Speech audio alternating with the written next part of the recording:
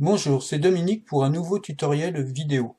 Aujourd'hui, nous allons voir comment installer TeamViewer sur Windows 10. En fait, c'est un logiciel qui vous permet de vous faire dépanner à distance.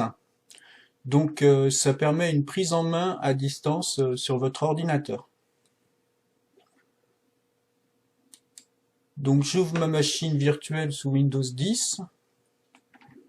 Je lance Firefox. Je cherche TeamViewer.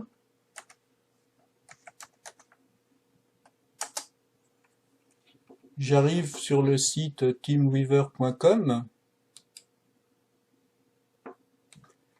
Je clique, j'ai les cookies, je vais les autoriser. Je clique sur télécharger gratuitement pour une utilisation personnelle. On n'est pas dans une utilisation professionnelle ici.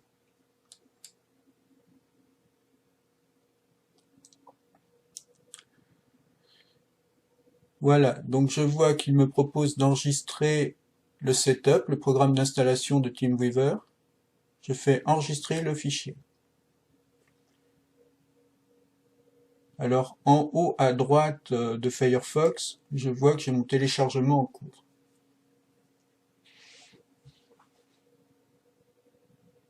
Alors, vous pouvez utiliser un autre navigateur web que Firefox.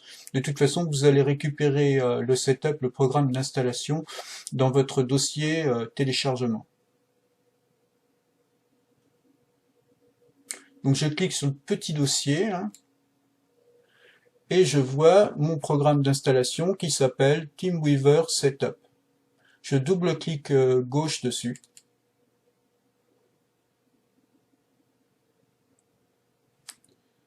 Donc je coche installer en fait et personnellement, non commercialement, puisque c'est juste pour dépanner le cas échéant un ami.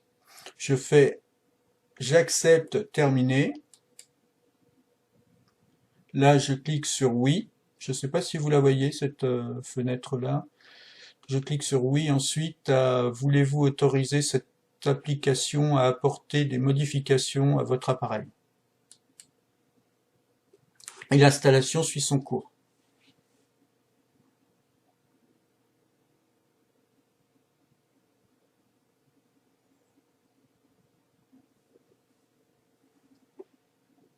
Voilà, donc quand vous lancez TeamViewer, il vous donne une idée et un mot de passe, et si vous communiquez ces données à une autre personne qui a installé TeamViewer sur sa machine, il va pouvoir vous dépanner à distance.